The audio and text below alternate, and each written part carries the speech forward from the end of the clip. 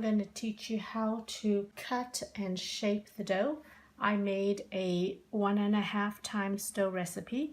So I'm going to weigh this, and it's going to be approximately 1,000 grams for the larger loaf and 500 grams for the smaller loaf. I'm going to take this and using my scraper cutter, I'm going to get it out of the bowl and then put it onto my floured surface.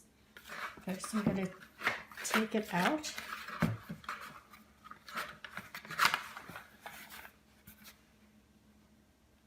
Okay, and there you go.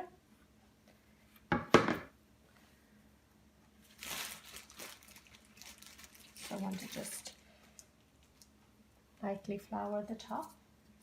And what I'm going to do is cut about 500 grams, and it's probably going to be about this much. And weigh it. And this is how I'm going to show you to knead it. So what you're going to do is first try to create yourself a little bowl. One side's going to be the surface, that's going to be the top, and then the other side will be your underneath surface. So I'm going to just go ahead and flip it over. This, you can see it's not as great here. And using some floured hands, I'm going to just move it into the center. Create yourself a little ball like that. And you'll notice that there are some air pockets. And what we're going to also try to do is what they call degas. And that is just get all those air pockets out. This is your big ball, and I'm going to do the same thing with this smaller one here. Just create a ball which has a smooth surface on the top, and it might be a little sticky, so you can go ahead and make that there. Okay, and then we're going to cover it and let it rest for 10 minutes before we do the shaping. Okay, after 10 minutes, this is what our dough balls look like. I'm going to start shaping them. What I'm going to do is try to keep this part all intact, and what I'm going to do is pull in the actual dough. So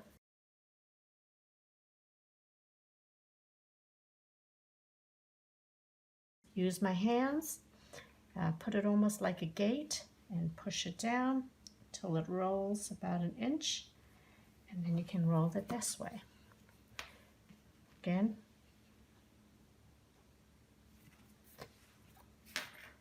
So you're going to roll it towards you for about 1 inch, and then it'll tuck in and tighten. Again, put in the gate, keep pulling, and you can see here there might not be quite a nice rounded edge, but as I pull it towards me, it's going to roll over itself and somehow disappear. So you keep doing that and tightening it up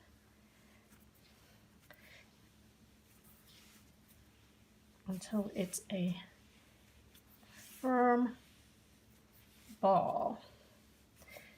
You can see that it's really tightened up itself. Okay. All right, there you go. So that's one of them. And I'm going to do the small one here. A little bit of flour. Same thing. Take my hands, push it from the top, bring it down, turn it 90 degrees. Again.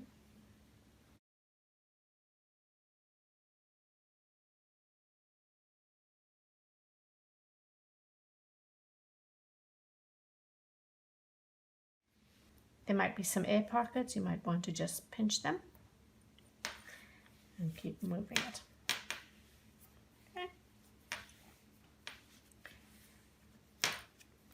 And now you have 2 firm balls, and now it's time to go and proof them. So now you'll need to put them in your prepared bannetons. Okay, in order to prepare your banneton, I have a flour mix of 50-50 bread flour and rice flour. I've tried just bread flour and it seems to be a little sticky. This is a half-half mixture, and you just need to make sure that it's well coated. And then I'm going to put my bread here to proof, and I'm going to have the smooth surface down. So you take your dough scrape and cutter and flip it over, and the bottom side is going to be on the top. And then this is going to rest for 3 hours.